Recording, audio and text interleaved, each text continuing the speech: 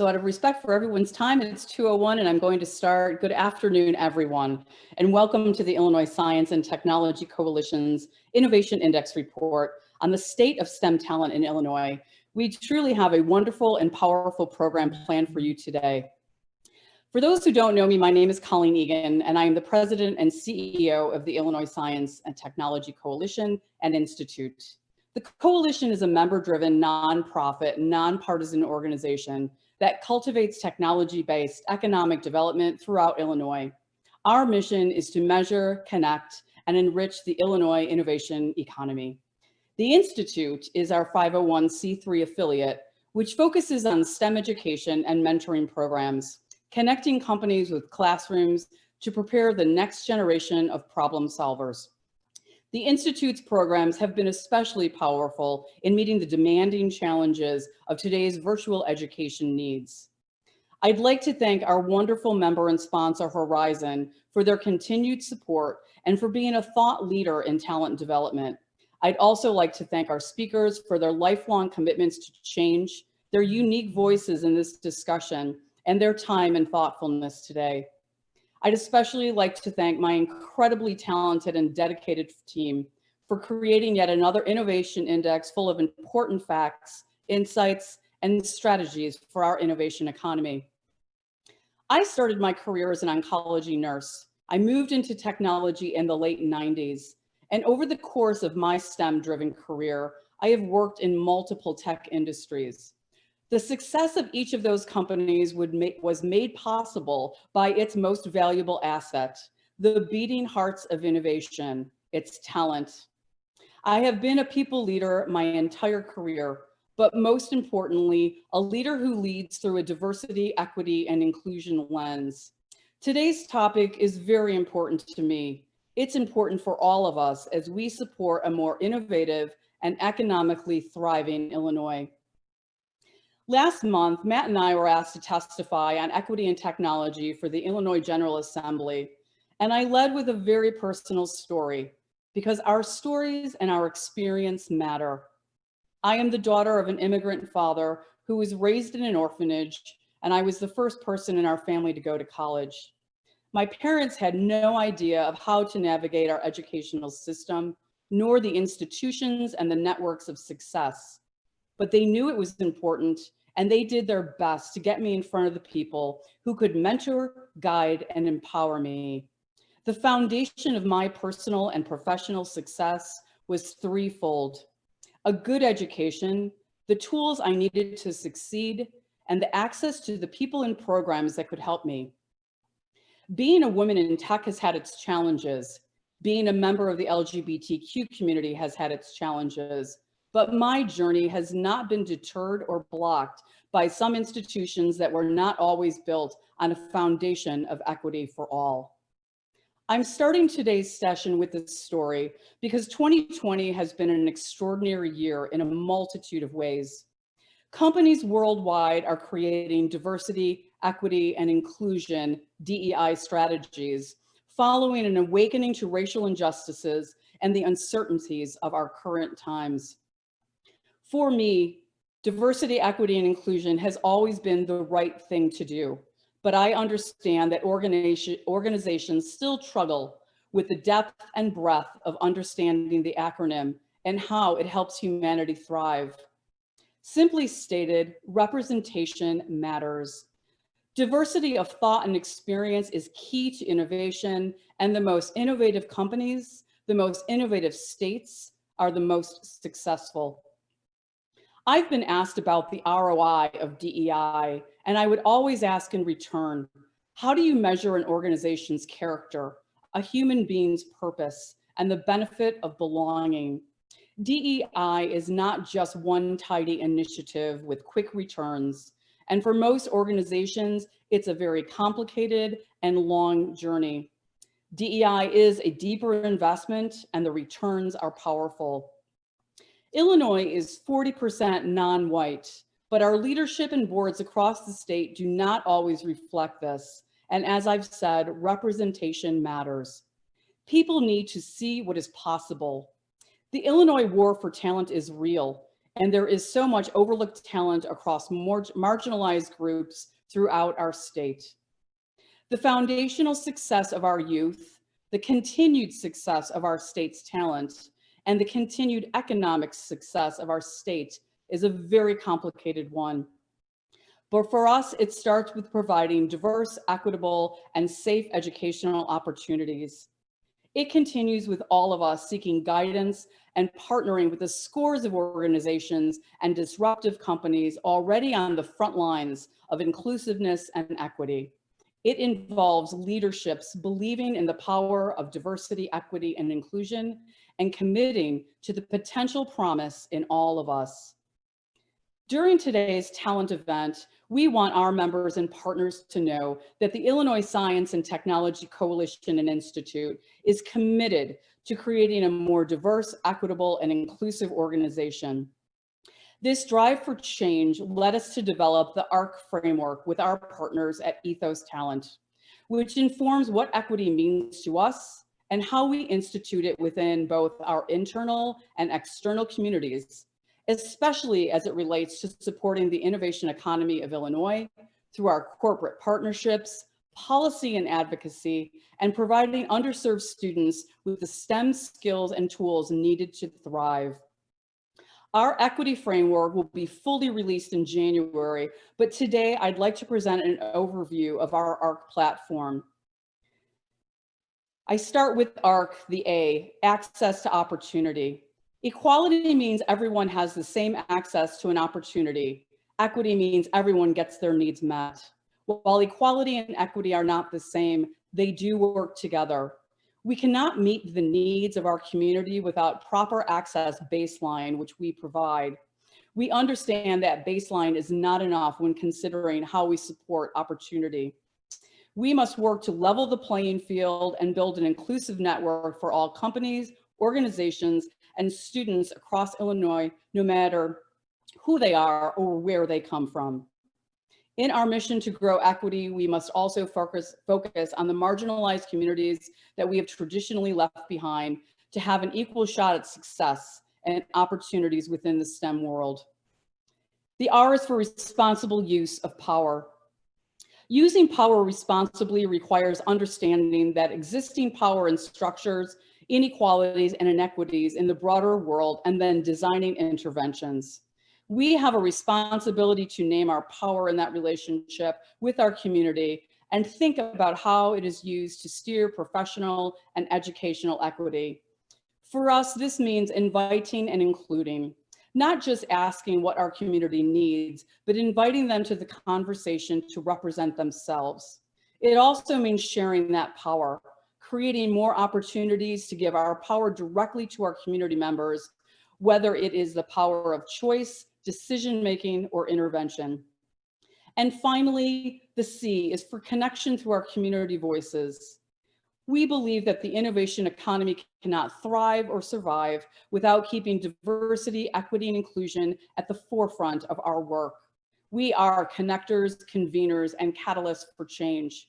It is our responsibility to bridge the educational and professional gaps across Illinois. We are a source for all people of all backgrounds and all walks of life to explore STEM career pathways. And we believe that anyone that sees themselves in this work can be in this work. We aim to open doors for those who may not have exposure to STEM curriculums in their environment by providing them with the adequate resources to learn and connecting them to the right networks to succeed. We know that this is just one step in our push for equity, and the work cannot be done alone. We ask everyone in our community, including yourselves, to come together and join us in the fight to build a better and more equitable Illinois. We have also chosen to partner with organizations that have been on the front lines of gender equity, economic empowerment, DEI, and eliminating discrimination and injustice. Our first partnership is with the YWCA of Metropolitan Chicago and the Until Justice, Just Is campaign. In becoming an ally in the Racial Justice League, we are committed to creating a lasting change within society, within ourselves, and the work we do for this great state of Illinois. As we continue with today's event, Congresswoman Robin Kelly was excited to be a part of today's conversation. She has dedicated her career to public service as an advocate for Illinois families and economic empowerment.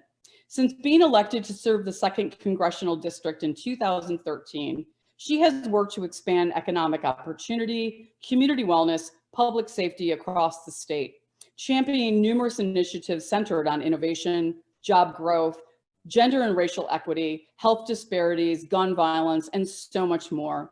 I am honored to sit on her LGBTQ task force. She was planning on being here with us today, but is currently on a flight back to DC as the House is called back into session for further coronavirus relief legislation, and we wish her well. She sent this video, and I thank her for her time and support of all of our efforts. Hello, and thank you for inviting me to give brief remarks. I'm Congresswoman Robin Kelly, and I represent the 2nd Congressional District of Illinois. I first want to thank Colleen Egan and everyone at the Illinois Science and Technology Coalition for their work to increase technology-based economic development throughout Illinois.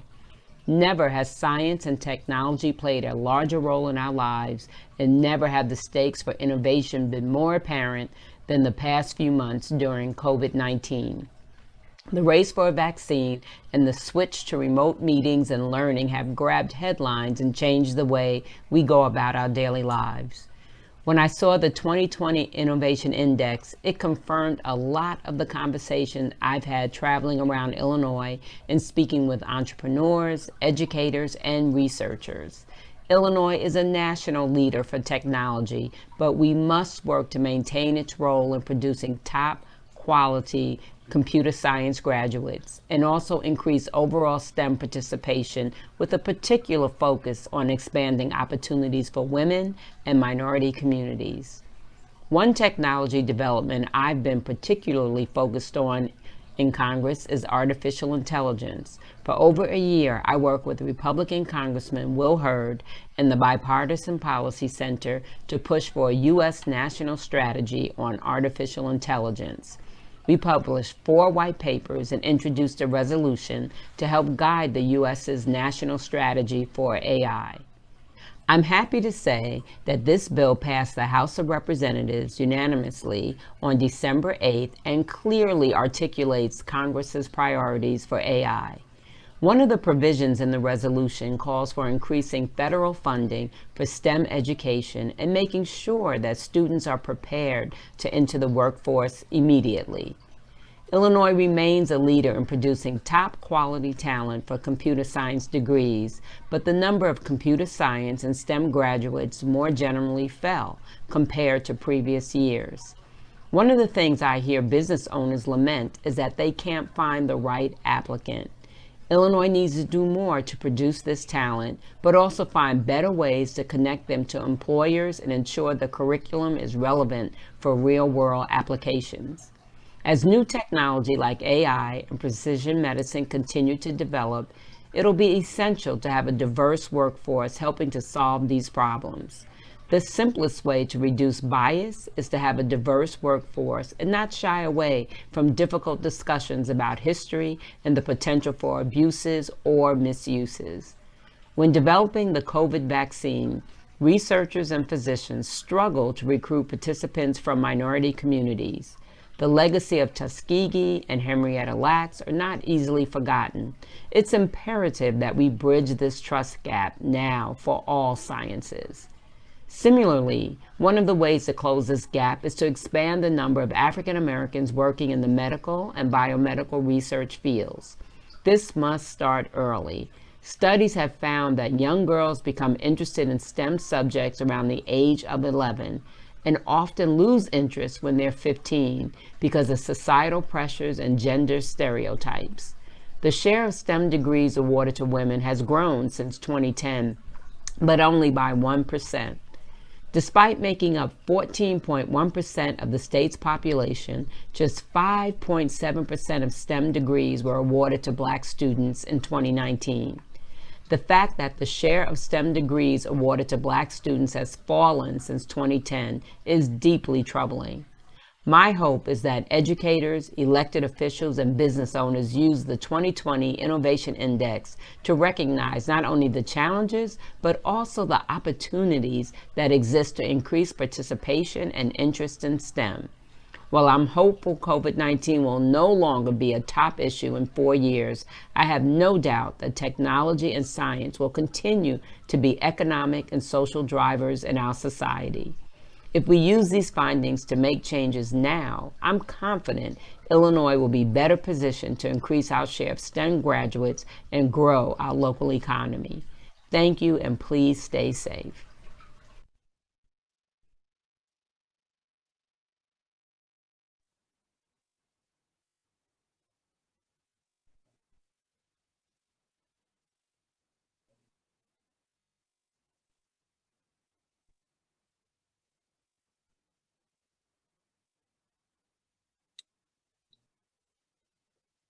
Okay, first of all, I want to thank Colleen and Congresswoman Kelly for her remarks, which I think really hit on some key issues that we're going to talk about with the Innovation Index and our STEM talent issue in 2020. So a special thank you to her for those remarks. I also, again, want to thank Horizon for their support of the 2020 STEM Talent Index. It's really, through sponsors and partners like Horizon that really make this work possible. So my thanks especially to Horizon. So before we jump into the new data around talent here in 2020, I do want to talk briefly about ISTC and who we are for those that might not be as familiar. So we've actually been around for more than 30 years now. We were created through partnership with the state of Illinois to be a technology advisor and economic development partner for the state of Illinois. And really exists to be a shared voice for the state's R&D community. We like to say that we measure, connect, and advocate for the state's innovation economy. Today, we exist as a member-driven nonprofit. So many of the state's great colleges and universities are members of ISTC, our federal labs, and then really a cross-section of R&D-driven companies in the state are members and partners of ISTC. So our work really falls into three buckets. Data, which we're going to talk about obviously today, and our work through the Innovation Index and some of our other publications, but then also advocacy. So we work both in Springfield and DC to again really act as a shared voice for the state's innovation community, to advocate for strong science and technology policy that helps us grow the STEM community and strong jobs in the state. And then on the federal level, we were really founded with the goal of bringing federal funding into the state of Illinois for these types of innovation initiatives. And then lastly is the work of our institute, our Illinois Science and Technology Institute, which Colleen mentioned earlier, which really works to connect high school students with professional STEM mentors working at companies in the state, through project-based learning and really providing a line of sight for our students earlier in the pipeline to strong careers in the state of Illinois. But of course, we're here today to talk about the Illinois Innovation Index. For those of you who may not be as familiar with the index, we do 3 issues a year of the Illinois Innovation Index.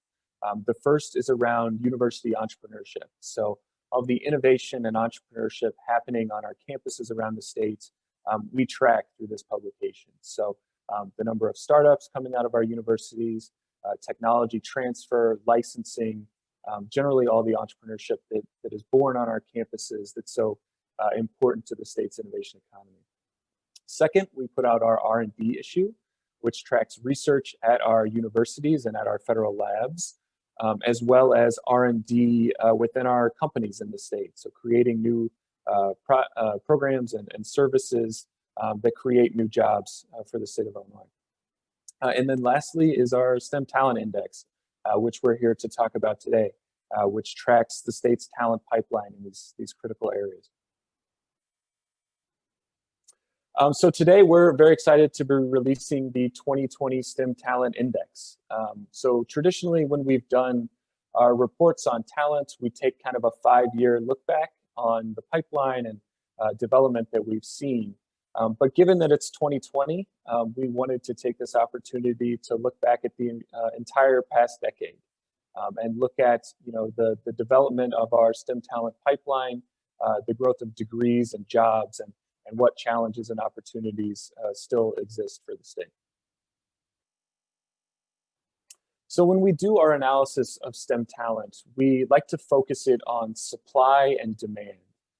So supply being the amount of degrees that are coming out of our universities and STEM areas, and then what areas those degrees are in, where we have strength, and then talent migration. So in addition to STEM degrees, we also want to know who's coming into the state and who's leaving. And then on the demand side, so we look at STEM jobs and again the fields of strength for those jobs, and then dive a little bit deeper into the top occupations in STEM and kind of the skills that are growing in demand. We also like to dive a little bit deeper every year into a few key components of our talent landscape. So this year we are featuring a look at diversity and inclusion in STEM, computer and data science, which has become such an important part of this work, and then and then biomedical and biotech talent, which is obviously a huge area of focus here in 2020, just given the pandemic that we're all unfortunately living through.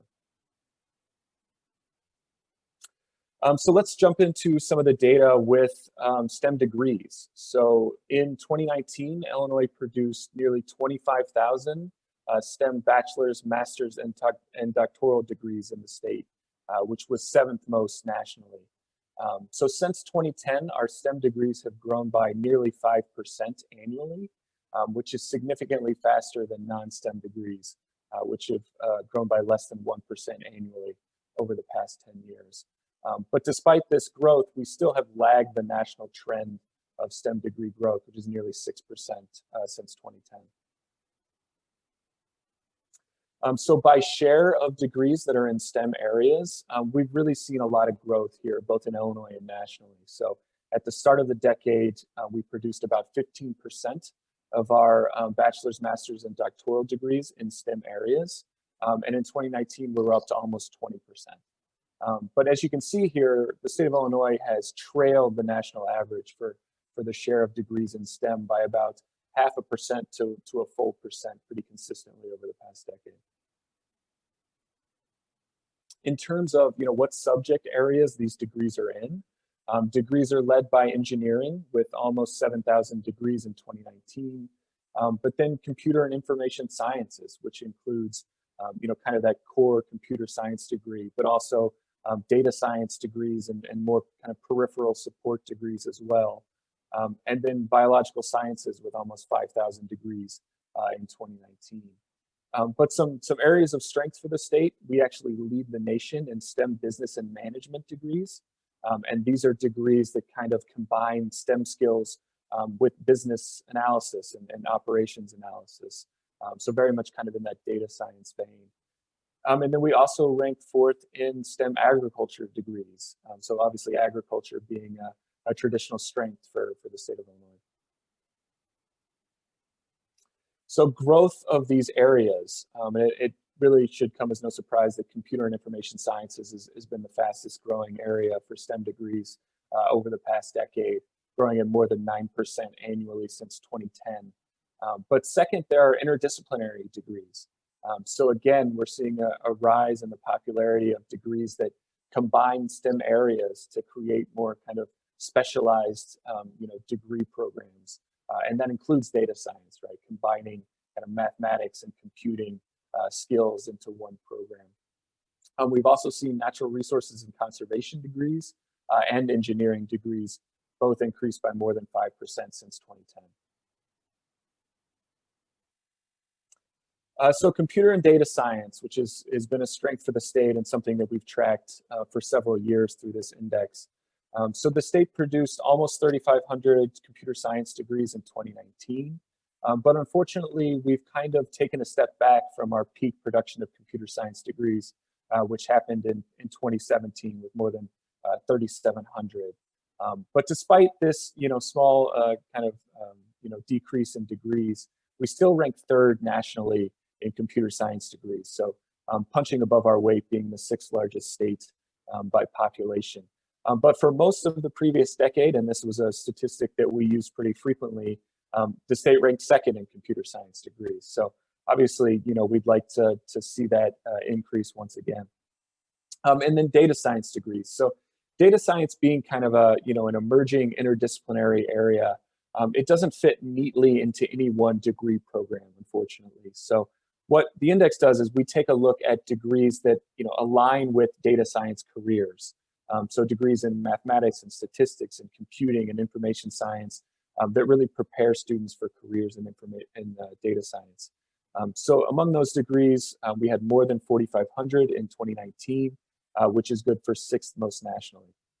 But what you can see on this chart is that we actually award a higher percentage of our degrees in data science and computer science areas compared to the national average. So more of a concentration of our overall degrees are in computer and data science in Illinois. So STEM migration, which is kind of a hot button topic, obviously gets a lot of attention. Who's coming into and leaving the state of Illinois. But when we do this analysis, and this is analysis where we use Census Bureau data, but only look at those working in STEM occupations. And what we find consistently year over year is that Illinois attracts talent regionally. We're really kind of a hub for talent for the Midwest. We attract this talent from neighboring states like Iowa, Kentucky, Michigan, Ohio. But then we're also, we export talent to kind of some of these growing tech hubs in other states, including California, Washington, Colorado, kind of some of the states west of Illinois in particular tend to be the most common destinations for those with STEM talent that are leaving the state of Illinois. So turning now to STEM jobs, and this has really kind of been the highlight of Illinois' talent landscape over the past decade, has been the growth of STEM jobs.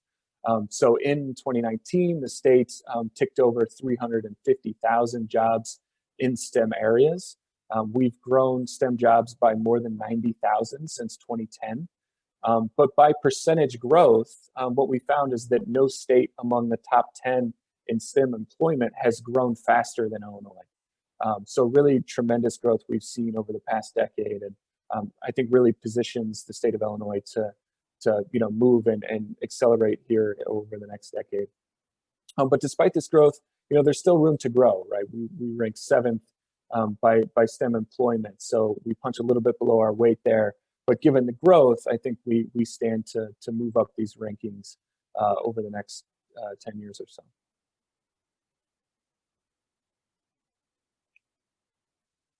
So by share of jobs, again, this kind of mirrors what we see on the degree side. We lag the national average, but we're catching up rather quickly thanks to the growth in jobs that we saw on the previous slide. So we've grown the share of jobs in the states that are in STEM by more than 1% since 2010, from less than 5% to almost 6%, and are kind of closing the gap there with the national average. So jobs, job fields, what areas are these jobs in? And I get the question occasionally, why do we focus so much on computer science when there are obviously a lot of other important disciplines and areas within STEM? But this is really the reason, right? When we take a look at economic development in the states, nearly half of our STEM jobs are in computer-related fields. With engineering and STEM management, and STEM management being kind of management occupations within these other STEM areas, those two kind of coming in second and third. And then growth in jobs in these different areas. So really kind of the shining star here has been mathematics, which again includes some of these kind of data science related occupations. We've more than tripled the number of jobs in STEM in mathematics over the past 10 years. So we've grown from, I think, a little over 3,000 jobs in 2010 in mathematics to over 10,000. So we've tripled those jobs and seen more than 15% annual growth since 2010. We've also seen really strong growth in life sciences jobs. And I think this data kind of is in conflict with the popular narrative that Illinois is really shipping some of these life sciences jobs to other parts of the country. And the data here really doesn't back that up. We've increased the number of STEM jobs in life sciences by more than 10% annually since 2010. And then computer-related jobs, we've grown by 3.8% annually since 2010, faster than the national average of 3.5%. But just given the size of the computer-related workforce in Illinois, that 3.8% annual growth has translated to more than 30,000 jobs added over the past decade in these computer-related areas. So really, when you look at the raw number of jobs that are being created, again, it's in those computer areas that lead the way. So drilling even deeper into individual occupations, right? Going from kind of technology areas and industries into top occupations. And again, you're sensing a theme here. Computer related occupations really dominate here. So 7 of the top 10 largest occupations in STEM are in computer related areas, and led by software developers, right? The folks that are coding and programming the software and apps that are used across our economy. We've seen really, fantastic growth in those jobs, adding more than 25,000 STEM development jobs since 2010. And then, also kind of the more peripheral occupations have also grown, right? So those that are designing computer systems, user support folks, people like that are really, implementing the computer systems that we all, rely on in our work. And we've seen those jobs really, grow pretty significantly over the past 10 years as well. So this year, we also wanted to take a closer look at biomedical and biotechnology talent in Illinois. So, obviously with the pandemic of 2020, innovation in biomedical and biotechnology areas has been kind of on the forefront of everyone's mind. So we wanted to take a look at how Illinois' talent landscape in these areas really stacks up. So in 2019, the state produced more than 4,700 degrees in these biomedical and biotechnology areas, which ranks 7th nationally. And then jobs in biomedical and biotechnology areas reached more than 9,000 in 2019 and have more than doubled since 2010. And we ranked 12th in jobs in biomedical and biotechnology. So again, a little bit below our weight, but we've seen those jobs grow significantly faster than they have nationwide. So the state actually moved from 19th in biomedical and biotech jobs in 2010 to 12th in 2019. So we've really kind of been shooting up the ranks in terms of biomedical and biotechnology jobs. And then as well, we wanted to look at retention of our graduates in these areas, which is kind of an often topic of conversation in our work and kind of in the press is, how many of our students who graduate in these key areas are staying in the state of Illinois. And this is similar to an analysis we did in the previous 2 years on computer science and the data science as well. And what we found using LinkedIn data was that the majority of students who have graduated in biomedical and biotechnology areas over the past 10 years remain in Illinois to work. So more than 70% of our grads over the past 10 years remain in Illinois, with obviously the majority ending up in the Chicago area.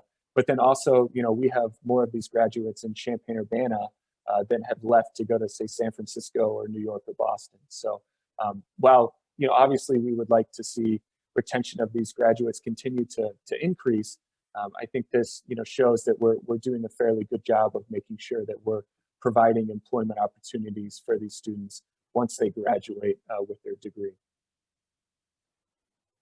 And lastly, I think both as Colleen, emphasized the importance of, and Congresswoman Kelly, we wanted to look at diversity, equity, and inclusion in the state's STEM pipeline for traditionally underrepresented groups in these areas. So, it should come as no surprise, unfortunately, that women, Black and Latinx populations in the state remain significantly underrepresented in STEM areas. So starting with women here on this chart, women make up 37% of degrees, STEM degrees in 2019, but just 27% of STEM jobs. And while we've seen, a little bit of an increase over the past decade, 1%, both for jobs and for degrees. We haven't seen as much progress as I think we all would have hoped over the past decade. And then, underrepresentation among Illinois' Black population is even more pronounced, right? So in 2019, Illinois' Black population made up 14.1% of the population, but were awarded just 5.7% of STEM degrees and occupied just 6.5% of STEM jobs. And I think the really concerning thing here is that the trend here really isn't positive, right? So over the past decade, the share of STEM degrees going to Black students fell by 0.4%, which is kind of in line with the overall population decline for Illinois' Black population. And the share of STEM jobs occupied by Black professionals rose by just 0.5%. So again, we really haven't seen the progress in this area that I think many of us would hope for. So Illinois' Latinx community actually has seen some of a positive trend over the past decade, even though we're far from full representation for Latinx folks in Illinois. We have seen some progress, right? So in 2019, 17.5% of Illinois' population was Latinx. They made up about 12% of STEM degrees, and Latinx professionals occupied about 8.5% of STEM jobs. So we've seen growth of over 6% for representation in STEM degrees and over 3% for STEM jobs. So obviously we're not where we need to be with Illinois' Latinx population, but we have seen progress within this group. Okay, so that was a lot of data to throw at everyone in a pretty short amount of time. So I want to leave everyone with a few challenges and a few strengths for the state, and then kind of a few takeaways and next steps. So the first challenge, obviously, as we just mentioned, is diversity, equity, and inclusion. And it's why ISTC is really kind of pivoting our work to make this, I think, a central focus of what we do, to try to make sure that we're creating an equitable pipeline for Illinois' talent to be able to participate in this critical and growing part of Illinois' economy. And I know we're going to be relying on the community and in its totality, I think, to come together to work on this issue. The second thing I want to mention is enrollment decline at Illinois' colleges and universities. So unfortunately, since 2013, enrollment at Illinois' colleges and universities has declined pretty consistently. And obviously we've been able to continue to grow our STEM degrees thanks to the increasing share of degrees that are in STEM areas. But we're starting to plateau here, and it's because we're just not seeing as many students flow through our colleges and universities. So I think it's really critical that we reverse that trend and increase enrollment at colleges and universities in Illinois. Third here is talent migration, right? So as I mentioned, we attract talent regionally, but we still export talent to some of the more national hubs. And this is really something that I think we need to continue to create programs that make sure that our students, as they're going through the pipeline, and our professionals are aware of the opportunities that exist in Illinois, so we can retain those folks. On the strength side, as I mentioned, job growth in STEM areas over the past decade has been really strong. The fastest growth of the top 10 STEM economies has been Illinois, and that's really positioned us to capitalize on that growth over the next decade. And then second, computer and data science. So this has been a strength that we've harped on over the past few years and continue to exhibit, even though we've dropped a little bit in computer science degrees. We still rank third there. And I think what we've seen is that employers are starting to sit up and take notice of the talent that's coming through our universities, and we've seen some of these tech-based companies move into the state of Illinois to try to tap into that talent pipeline. And then the third strength I'll mention again is that retention of biomedical and biotechnology students, which matches kind of the retention that we've shown for computer and data science as well. So though obviously we can do more, I think it shows that despite that kind of popular narrative that we're exporting talent all over the place, we're still retaining the majority of students that are coming through in biomedical and biotech areas. Just so kind of a few takeaways and next steps that I want to leave everyone with before turning it over to our panel. So again, we've seen that decline in enrollment at our public universities. So increasing funding to those universities is going to be absolutely critical over the next decade. It's kind of an obvious one, but unfortunately, I think the state is really kind of at an inflection point, just given the budget issues and coronavirus's impact on the budget for the state of Illinois. We need to make sure that we're not reducing that to the point where our universities don't have the resources that they need to grow their enrollment and provide our students with a strong education that sets them up for success in their careers. Again, doubling down on computer and data science. I think it's really critical that we all fly the flag that this talent exists in Illinois and it's strong. And it really gives us an advantage among many of our peer states in terms of the talent that's flowing through our universities and is already in our workforce. Third is increasing connectivity between our students and employers kind of earlier in the pipeline for education in Illinois. And this is something that our institute is working on a daily basis, right?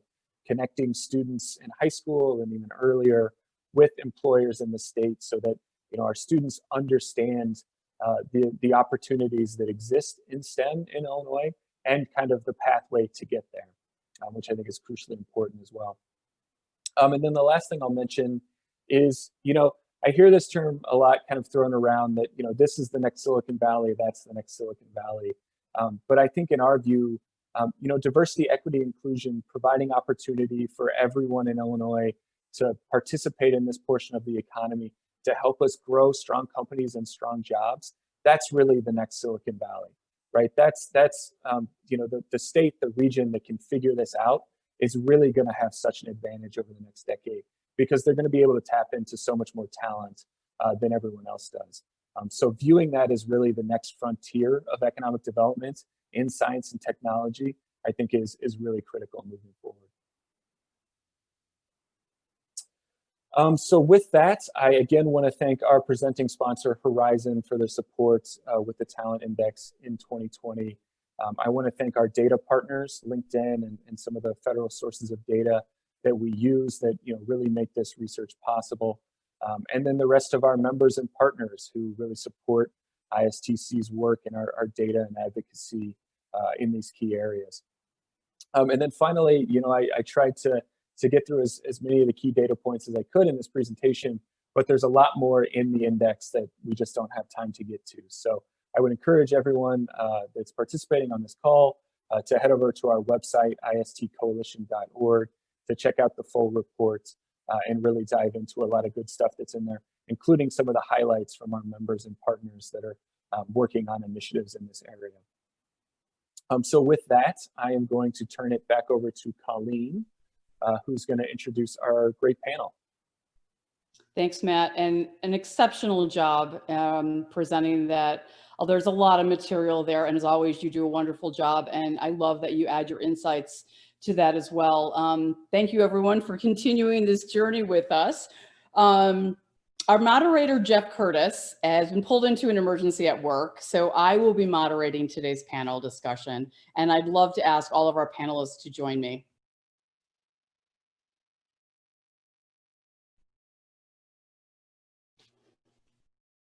Hey, everybody, and everybody's on mute. So what I'd like to do is, for the audience who doesn't know, I'm so excited to have all of you here today. I love all of you.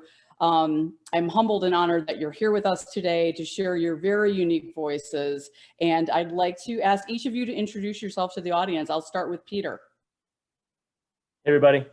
Thank you to ITSC for having me, and just happy to be a participant. I'm a 5-time entrepreneur. Most recently, took a company called Green Thumb Industries public. It's the second largest cannabis company in the world, and then started a commercial disinfecting company, an infection prevention company called Zenity Labs. And I'm focused very much on philanthropy and foundational work in the intersection between education and poverty. So how do we create opportunities and access for underserved students, mostly in minority communities, so that they get the same access to education, the same career opportunities that I did. So that's a little bit about me. Thank you, Peter. Irina, you're next on my screen, so please. Sure. Hello, everyone. Irina Konstantinovsky. I am the head of HR at Horizon Therapeutics.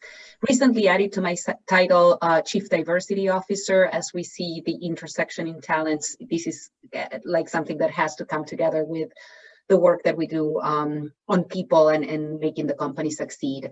And with Horizon Therapeutics, as I said, Horizon is a biopharmaceutical company. We focus on medicines that are for rare and rheumatic diseases. These in general are medicines that are very hard to come by because they are for very small patient populations. So we have a specialty around very small patient populations. So it's very different than sort of what big pharma does, and I think it has its own unique things related to talent that we'll talk about.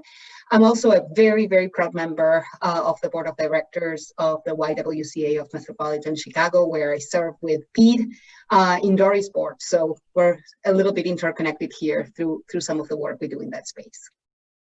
We're all interconnected. Dory and I actually sit on the board at the Women's Entrepreneurship Institute at DePaul. And when the Until Justice Just Is campaign went up, I immediately signed up. So Dory, I'm going to go with you next. Well, wonderful. First of all, it's always great when the folks that have very common interests and passions come together in different settings. So happy to be here. As Colleen mentioned, I'm the CEO of the YWCA Metropolitan Chicago, and our mission is quite lofty. It is to eliminate racism and empower women. But our view is if we're actually able to do that, which we will, thanks to all the people that you have on this panel today, that we will absolutely have created an inclusive marketplace where everyone has the opportunity to thrive. And I think it's important, as we'll see and talk about today, is that because of the nature and the comprehensive work that we do, we really get an opportunity to see the intersectionality between everything that you described, Colleen, in the earlier conversation as well. So I'm just really excited to take a deeper dive in how it manifests in the technology, or excuse me, the STEM space more generally. Me too, thank you. And last but not least, Ginger. Ginger and I are very new to our roles. We both started in 2020, have been leading through this pandemic, and I'm so fortunate to have her here today. So off to you, Ginger. Great, thank you so much, and thank you for having me. My name is Ginger Ostro. I'm the Executive Director of the Illinois Board of Higher Education. We are a state agency, and we are responsible for coordinating the state's higher education system. That includes helping to bring together what's happening in our private universities, our public universities, our community colleges, and our state's financial assistance need-based aid programs. And we do that through policy and leadership, coordination, budgeting, and then most importantly, strategic planning. And I hope we get a chance to talk about how important this index is that you provided to the work that the state's undertaking right now in developing a strategic plan for higher ed, very much focused on increasing talent, closing equity gaps, are really core components of what we're working on. So I'm really excited to be here today to share all that with you. Thank you. Thank you, Ginger, and thanks to everyone. And staying on the topic of the Talent Index, which Matt so wonderfully presented, you know, he highlights the increased role of science, technology, engineering, and mathematics, which we call STEM, in our education to employment pipeline, especially over this last decade. And in 2019, we set new records for STEM degrees awarded in Illinois. So in your own roles, and this is open to everyone, have you experienced the that increasing importance of STEM to the state's workforce over the past decade? Or, you know, how has the proliferation of STEM changed career pathways? I'm happy to start, and you know, I would say that we are in the business of finding medicines, and therefore scientists, and in particular the biomedical side of the STEM equation is the blood of what we do every day, and having those jobs and investing in truly the community and partnerships to have the supply of talent available is critical for our company to succeed. And there's kind of a virtuous cycle that you can create, right? If there's a healthy supply of talent and there's a healthy demand for those jobs. We have grown enormously as a company. We're based in Illinois. We're constantly being asked, why not, put our base of scientists in California or in Massachusetts, where there's talent hubs for this kind of talent. We have been finding the talent that we find wants to stay in the Midwest. We have been transforming the company sort of from a very commercially driven enterprise into a much more research and development enterprise. And it's not that easy to find the kind of talent that we need. It's very specialized, but that we believe that the talent is there and that we have to look deep and hard, but the jobs and the talent is there. Dory, would you like to address that? Sure, I was just going to add to that. Well, a couple of things. I absolutely wear my hat as the CEO of the YWCA by background. I'm a CPA. And so loosely, well, the business and management fall into the STEM categories as well. And I think from our focus and what we've seen at the YWCA, that we have absolutely seen an increase in STEM opportunities. Therefore, we have really, and I know we'll talk a little bit about this later, but we have really focused on how do we continue to look at how we source talent to go into these jobs and prepare them in different ways, because we want to make sure that the folks that we serve are very much aligned to those high growth, high demand jobs. And what we've seen is that those areas absolutely coincide with STEM related fields. Thank you. And Ginger, I'd love to hear from the university perspective.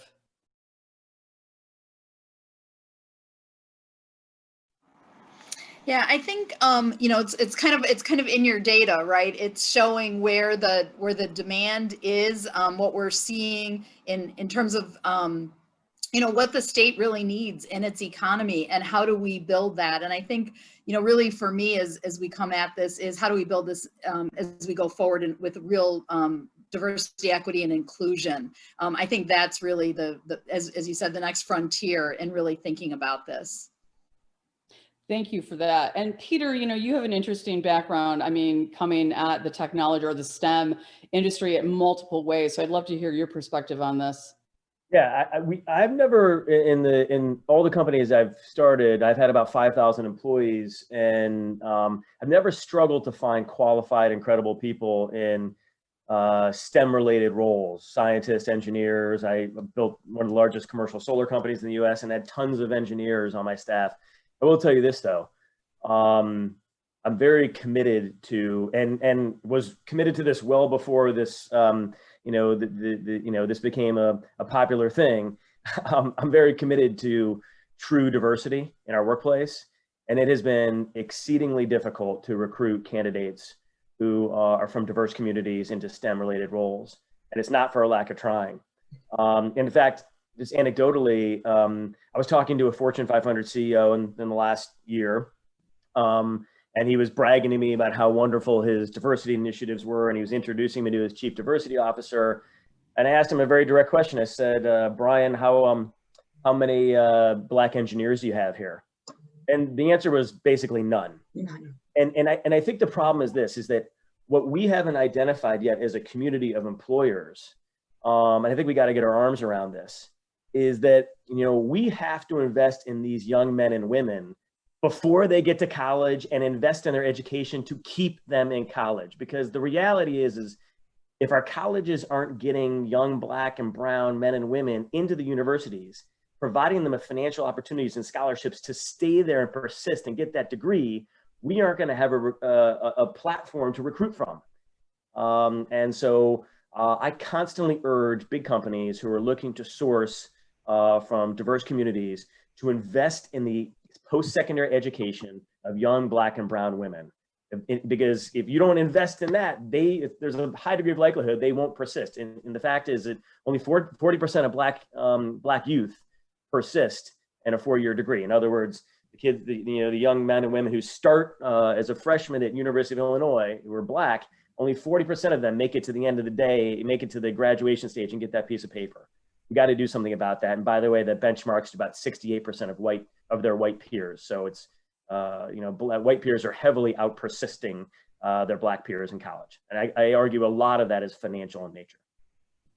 Definitely agree. I think all of us agree to that. And I, back in 2004, 5-6, I was producing the first STEM education series for PBS. And we were starting with, ages 3 to 8, because we saw that the rest of the world was leapfrogging us. And so that, I left my own company to join that company to produce that show, because it was so important to me. It's so important to all of us, because that's where it starts.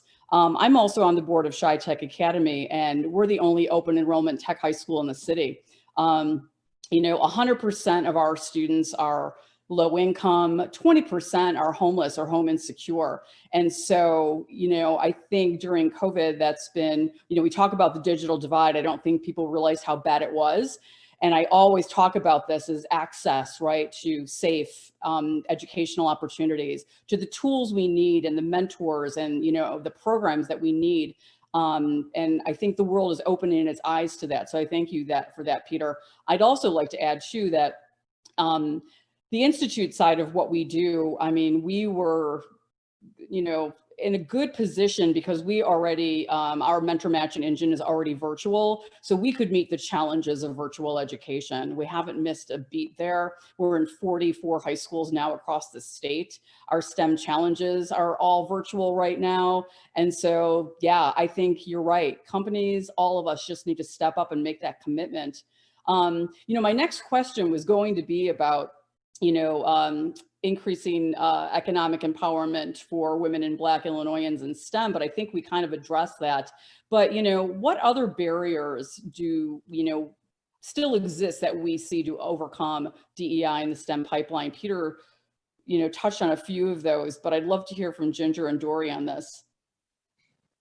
Yeah, I think, Peter, exactly what you said is exactly right. And I think really picking up on the ideas of how do we reach students earlier before they get to college, because we do lose so many students as they're moving from high school to college, creating those opportunities and helping students see themselves in those career options. Because I think sometimes students, particularly of color and low income students who are first in their family to go to college, haven't had that experience. They don't know what careers are available to them and what that might mean, and then how that aligns with the choices they make in going to college.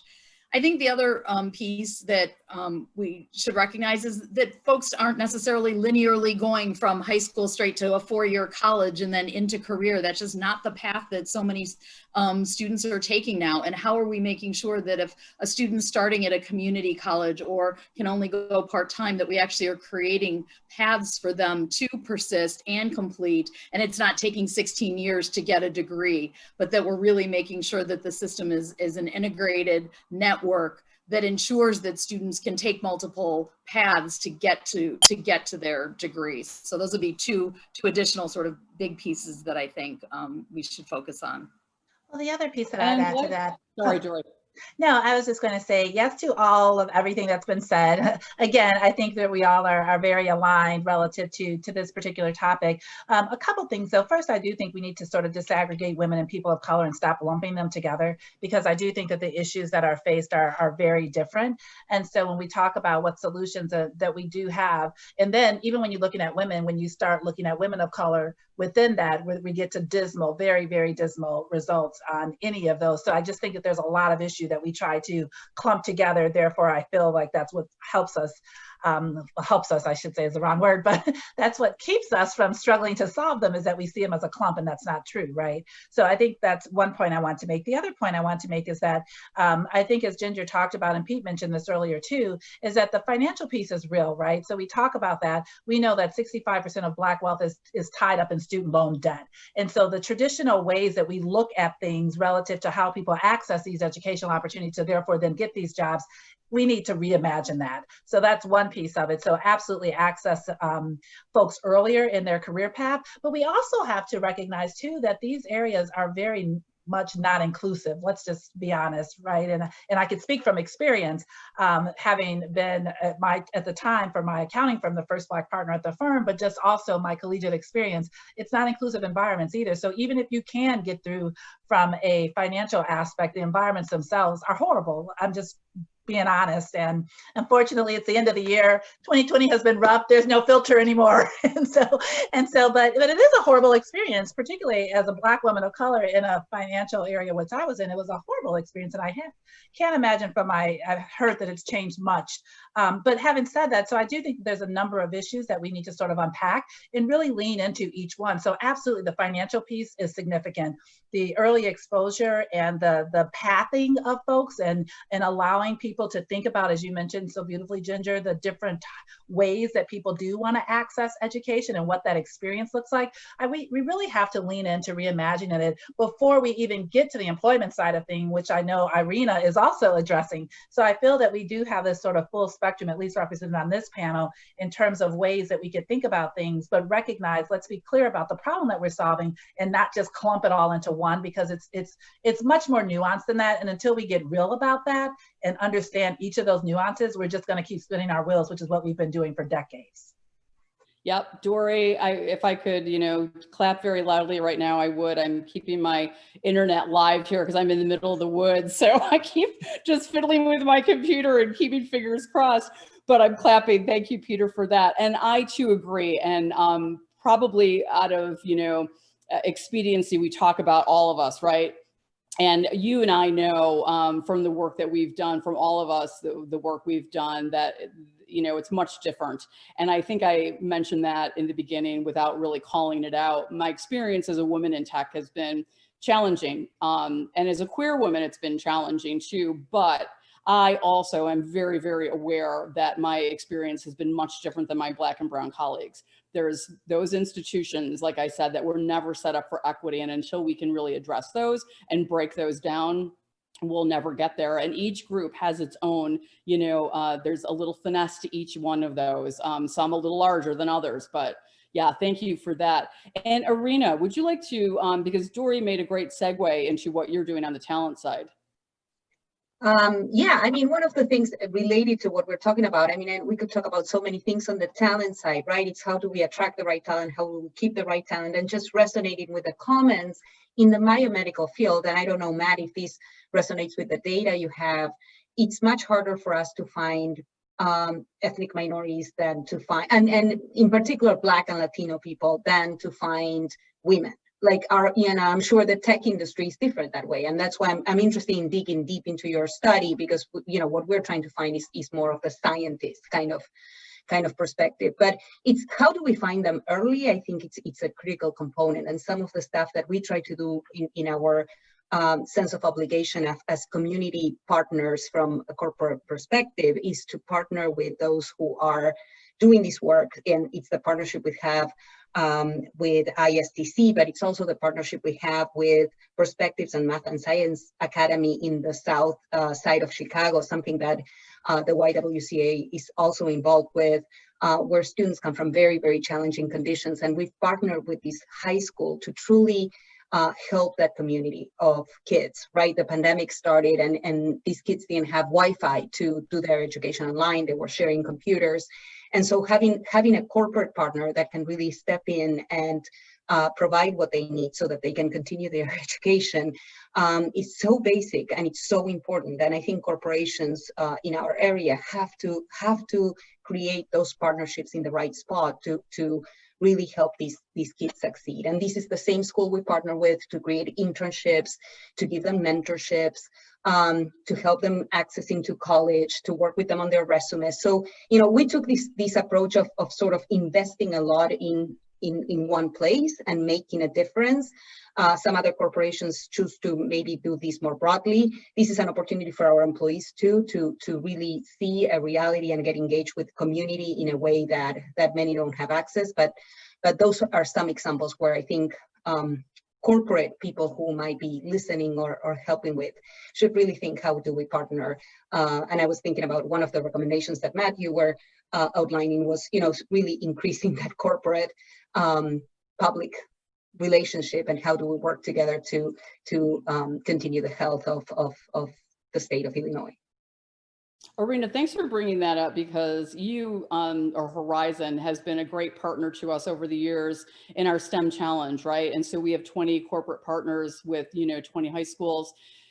And this is a, 4 to 6 month STEM challenge that is really high touch and really focuses on developing our youth. But I think it's most important that it's within the community, right? So we all know if we start local and make that dramatic effect, you start with one child, it affects the family, it affects the community, it affects our state, it affects our world, right? And so I really love that you brought that up. I'm going to go to a specific question for Ginger. One of the key issues impacting Illinois' talent pipeline right now is decreasing enrollment in our Illinois universities. There's multiple ways I can ask that question. What's decreased our enrollment, or, what funding has changed over the past decade. But, what's your thoughts on that? Is there a strategic plan to change that? So thank you for that. And there's obviously a lot wrapped into that question. So let me take one step back before we talk about the strategic plan, I think, and just talk about what's happening on enrollment. And I think what we see is you really do have to disaggregate it, just like what Dory was saying. You can't just look at it and say overall what's happening with enrollment, because what we've seen is that unfortunately enrollment has been declining, undergraduate enrollment has been declining in the state, but it's very different depending on which sector, whether it's public universities, community colleges, private, not-for-profit universities, and then obviously there's for-profit universities.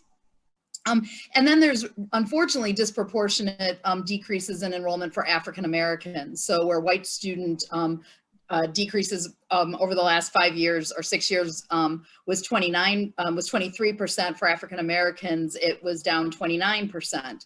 So that goes back to what we were talking about initially, that access conversation. And that's just on the enrollment side, and then what's happening in terms of persistence and completion. And we see huge gaps in the rate at which institutions are able to complete their white students versus complete their African-American students. We have seen increases in Latinx enrollment, but we still see very persistent gaps similarly in the rate at which institutions are able to complete Latinx students. So again, it's about disaggregating the data, really understanding what's going on. I don't know that I have a particular, a perfect answer to that. Affordability is certainly an issue. Climate and culture on campus is certainly an issue in the persistence. There's so many layers of things. And I think that goes to, in part, what we're trying to work on right now, which is a strategic plan for higher education in the state of Illinois. And the state hasn't had a strategic plan since 2009. And you can see how over time that just sort of leads to lots of different individual decisions that are made, and not necessarily a cohesive plan for the state. So I think, and just to sort of tie this back together to the index, I think one of the key components of what we have to do in our strategic planning is exactly what you're doing here for the STEM fields. We have to understand the supply. We have to understand the demand. We have to match that together and make sure that information is available to our institutions as we're making choices about programs, as they're making choices about programs to invest in, and as we're making choices about which programs to approve, because we are responsible for approving new academic programs. So I think this kind of data is so foundational to the work that we need to do going forward, that I just want to say thank you, thank you, thank you. It is so important to the state and so important at this particular point in time.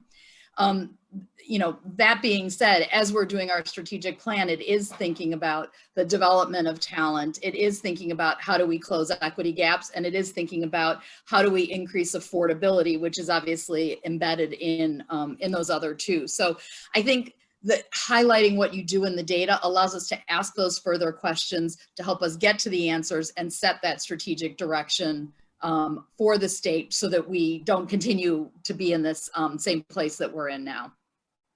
Thank you, Ginger, for that. And, any way we can help you, we're there for you. And Dory, we were talking about programs and how important they are. I mean, the YWCA has built out so many programs dedicated to increasing economic empowerment, by helping women and girls with career planning and advancement. I'd like you to talk a little bit about what you're doing, where you'd like to expand, what's making the biggest impact, and maybe even a little bit about Racial Justice League for the audience. Sure. Well, a couple things on that, and I will actually be mindful of the time because I could go on and on forever about all the things that we're trying to do. But I will say a couple things, and you know, I really just appreciate the different perspectives on this panel. One, because we kind of have a little history with all of the folks relative to this. So a couple things, and I'll talk about what we're doing and why we're doing it, which I think is equally important. And I think that the data that you all have assembled with the index really supports the case for this as well. One, the more recent thing, well, actually, I'll start the other way. I'll start backwards because I do think it works up to sort of where we are and how important it is for us to continue to focus here.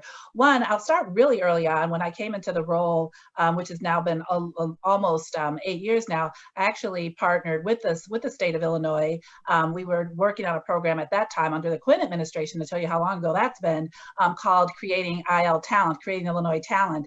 And the supporter of that was on DCO, who's Holly Copeland, who now works with Irina. And so the point is that the thinking around how we create an inclusive talent pool in STEM has been there for some time. And so I'm glad to see not only does it continue from a state perspective, but also as Irina and Holly work on different strategies to engage organizations like ourselves and the different educational institutions continues to be something that really is important. And so not only did we do Creating Illinois Talent, which at that time was really focused on adult women and people of color. And the reason that's important, because I know youth are the future, but we had a lot of mommies and daddies in the community today that needed jobs, and there were opportunities there and no way to get them to those jobs. And so with Creating IL Talent, the goal was to partner with, and this is where Holly also helped us identify training partners that were corporations that would leverage their training platforms to help us to support these adults, both women and people of color and men of color. And it was really people of color, so it was women of color and men of color, to access the job opportunities as well as either create their own web development businesses. And so it will, you know, Holly moved on, and so did Governor Quinn. So that program did not continue. However, we took parts of that and we actually renamed the program. We called it Developing Digital Diversity. And so it's our 3D, and we call it Developing Digital Diversity. We started focusing on youth, so we serve youth as well with that type of program, and still work today to partner, and we have a IT career pathway that we're focused on, so that we work with folks to get different certifications so that they can get those jobs. So we're both working on both the adult level as well as the youth level with our STEM program. And then I'll mention Horizon again, because Horizon, including Holly and Irina and team, have helped us to continue to provide our STEM resources to some of the schools that they're working with, in addition to supporting our Tech Girl and our 3D Youth. So we're really actively engaged with these particular programs to continue to have people access training, both at the adult level and the youth level. And then here comes Mr. Cadence. So Mr. Cadence, so Pete, helped us recently launched another program that really combines the best that we have to offer with our training and our training partners, with a way for people to quickly get the skills that they need without going through certain quite frankly, expensive training and time-intensive propositions that would require them to take on more debt and things like that. So we created what we call, in partnership with Pete, what we call the Catalytic Ventures Career Fellowships. And essentially what this is a training program in high demand, high growth opportunities, including technology, there's 4 pathways. So our trade program, so that's utility construction trades, as well as other trade programs, and urban farm and green. So we're doing like ag and tech. So we have these different pathways. We partner with the training partners with that. We help people access jobs, and then in turn, we are able to get repaid for that, that then we're able to continue the support of this program. So we essentially built a self-sustaining program out of this, which is something that's been very difficult for us to do, to really attract all the resources we need to get people trained and have them access career opportunities. So we've created really what I would consider comprehensive solutions across the board and the spectrum, really from early learners. So our programs for Tech Girl starts at 8 years old, because I know we mentioned the data early. I think Robin, Congresswoman Kelly had said 11 years old, but we learned that 8 years old is when girls start losing interest in, and so we wanted to make sure that we develop that confidence early. So our program started 8 years old, and then work their way up through, and then going to adults where we can immediately help them get into and access those different opportunities. So from a spectrum perspective, we're trying to do everything as fast as we can to get people in, to fill the needs that are there. The last thing that we're doing, I would mention, would be our racial justice program with our Racial Justice League. And what's happening there, I shouldn't say a program, my communication people would kill me if I call it a program, because it's not a program. It's part of our mission. However, specifically with the Racial Justice League, we are helping companies. We're trying to work with companies and individuals that clearly care about this, like yourself, Colleen. You were one of our first individuals to stand up and then bring your organization with you as well. But what we're trying to do is help people think about what their culture looks like, because that's part of it too. Because we see people do get hired, of course, but they don't always stay, and so people just sort of chalk it up that that's just how the job is. But it doesn't have to be like that. So one of the things that we're doing is working with companies to help them look at, one, their different ways of sourcing potential employees, as well as understand their culture, how it can become more inclusive. And so we're doing that through the Racial Justice League as well. And again, I really do have to applaud the folks on this team, because I know Pete will talk about what he's doing more personally with his company, but when you, even with what Irina is doing at Horizon, so not just investing in the Racial Justice League, but walking the talk in every way. When we launched our women's empowerment exchange traded fund, Irina's company Irina herself and her team were the first to sit down to understand what are the 19 criteria, how do we become better at these criteria, regardless of where we fall in the index,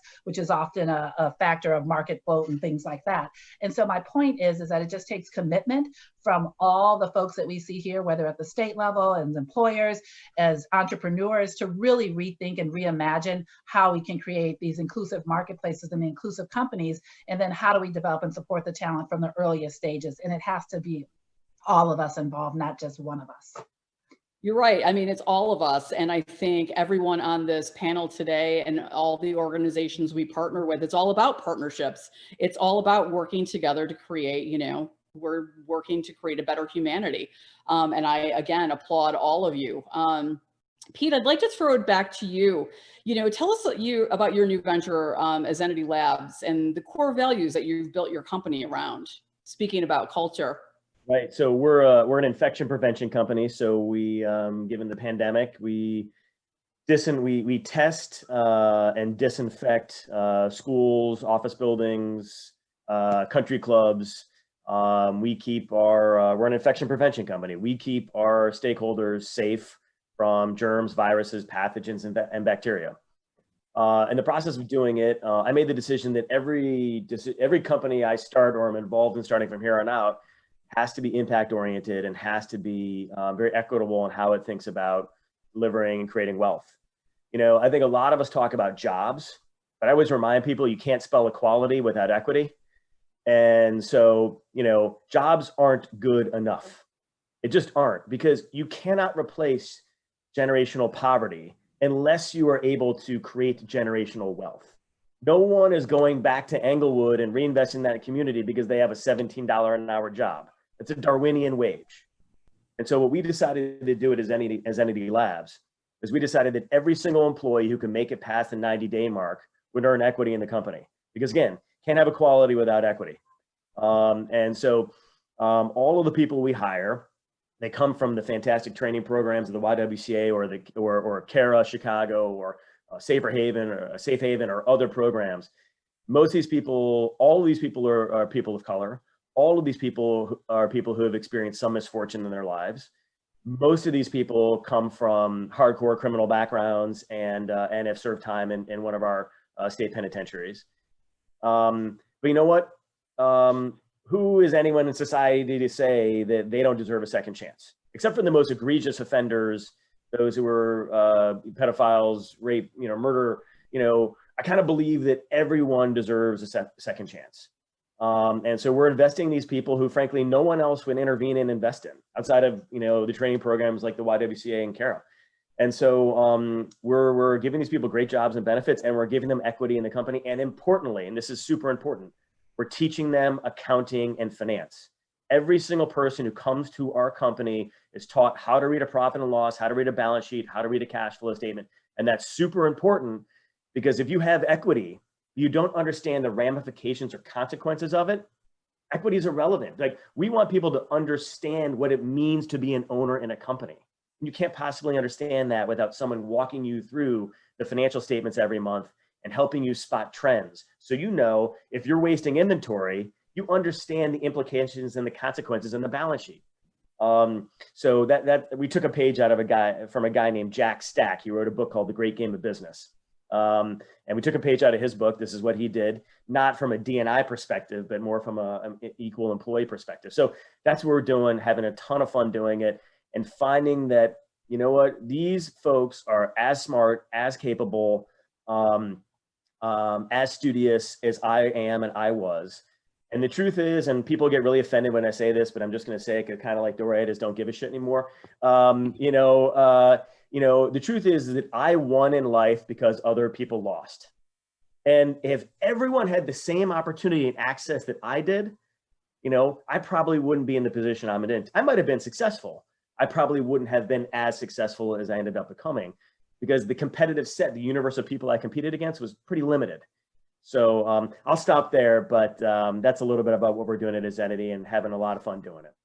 Thank you, Peter. And speaking about the pandemic, I wanted to jump to Irina for a moment, because the important role of biomedical and biotechnology innovation has, been amplified during this current pandemic. Illinois is among the leaders nationally in biomed and biotech innovation. However, the state ranks 7th in biomed and biotech degrees and just 12th in jobs. As a biomedical and biotech innovation leader in the state, how has Horizon navigated talent attraction? We're doing what many people are doing, right? Having great jobs out there, promoting them, going to universities, trying to get to talent as early as we can. But as important is also keeping the talent in the organization. So it's both. How do you bring the talent in, and how do you keep the talent in the organization? Because there's a lot of competition. And for us, creating an environment where people can feel welcome, inclusive, where we can celebrate differences. A lot of people talk about diversity, but then when people come into these corporations, we ask them all to sort of behave the same, sort of put their diversity, leave it outside and come on in and onboard into this company. And really, you don't realize the value of diversity. And so we're using many of the principles around sort of engaging the workforce, investing a lot in our talent to retain the workforce. And one of the things that we've done, and I've talked a lot about this in the last year or so, one of the topics that we've been carrying on is also pay equity, which is something that hurts my heart when you look at the data. And when you look at the data, women continue to make 70 cents on the dollar when compared to men for equal jobs. And if you talk about Black women, or if you talk about Latino women, the disparity is even bigger. So we still get away in corporate America, in the US and globally, with being able and to have those systemic systems inequality at work that take pay equity to be like, I heard a statistic that I've been still grappling with, that it's 1% of global companies can truly claim pay equity across gender and ethnicity. So that for me is mind-boggling. And so creating an environment where people can come to work and feel like we have the basics really right has been a key tenet for us at Horizon. Thank you for that. We have a few minutes left, but before I go to closing remarks, someone had posted a question, anonymous attendee, that I'd love to read, and it says, am I correct to assume that the minority underrepresented population reside in higher concentration percentages in urban areas? And does the shift in focus on those groups to get involved in STEM result in less attention to the rural areas of Illinois? And I think that's a great question, because one of the reasons I took this role is because I have been, most of my tech career has been in Chicago. I do most of my work in, Chicago. And in taking this role, I get to have, for me, it's legacy work, right? And expanding economic empowerment throughout the state. But, and we're working with the Coalition and the Institute throughout the state. Ginger, you're working throughout the state. Peter and Dory, most of your work, I think, is focused in the Chicago metropolitan area. But would anyone like to address, that difference between, our rural counterparts?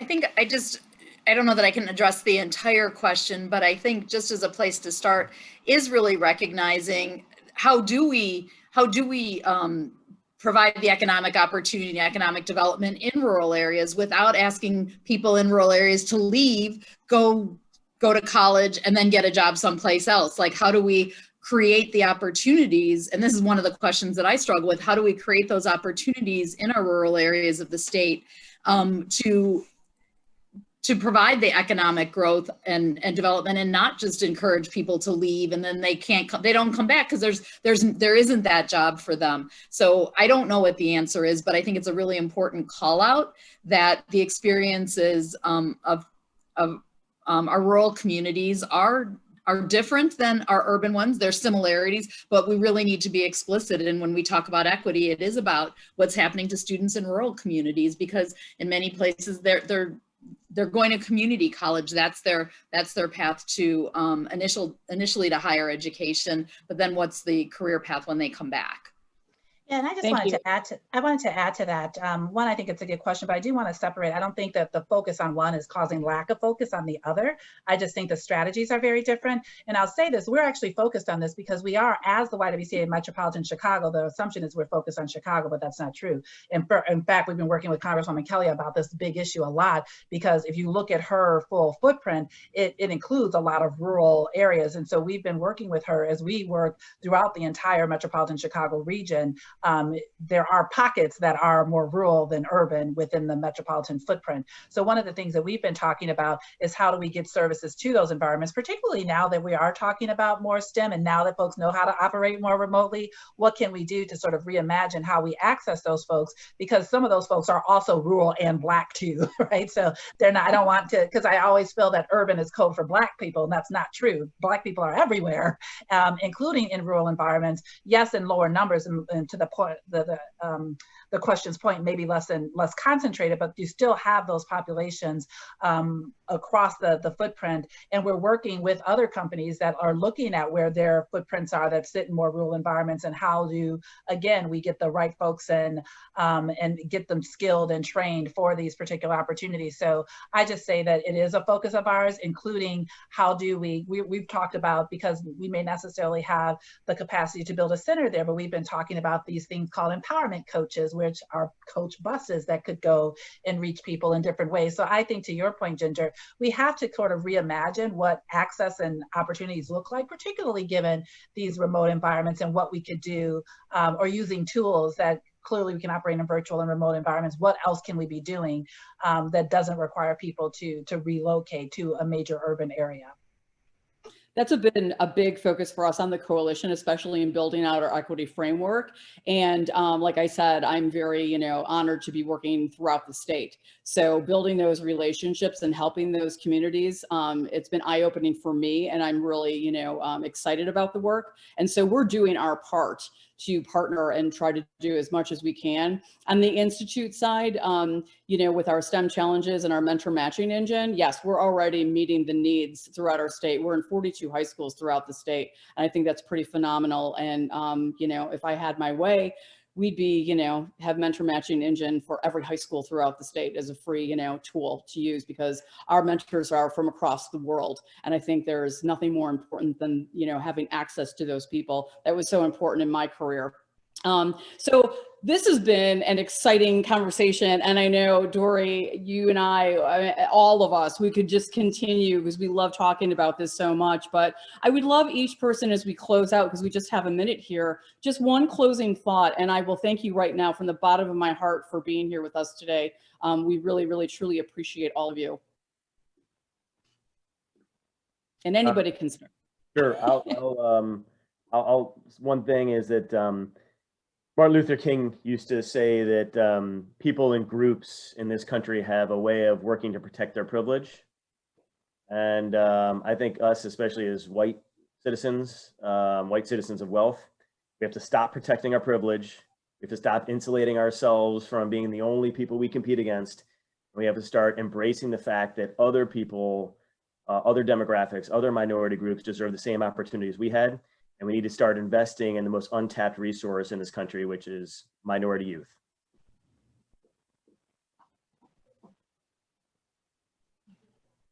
Anyone else with a closing remark? I would say I will close maybe with a takeaway. Two things. One, no clumping. I love that, Dory, in part because I feel like so many problems that we try to solve clump too many things together, and then it becomes sort of unsolvable, right? So I love that, and I'll take that forward. And the other one, which has been definitely a mantra with the work that we all do, is partnering and taking the expertise and the focus that we each have and working together, aligned on a better future. So I think working together is a huge one, and to that too for 2021. Thank you. And Ginger, I'd love to close with you, please.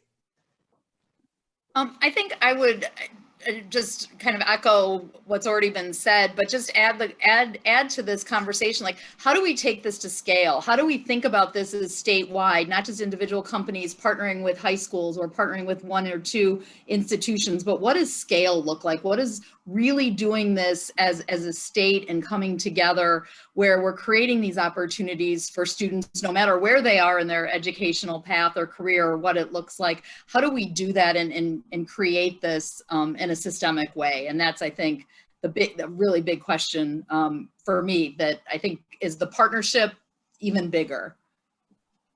Thank you. Again, I'd like to thank everyone for being here today, and I'd like to thank our audience for being here today. And if you'd like to learn about any of our organizations, you can please reach out to me. You can find us at istcoalition.org, and stay healthy. Happy holidays to everyone. And I like to close everything by saying, I hope you find yourself surrounded by some joy during these extraordinary times. Thank you, everyone, and have a great evening. Thank you. Thank you.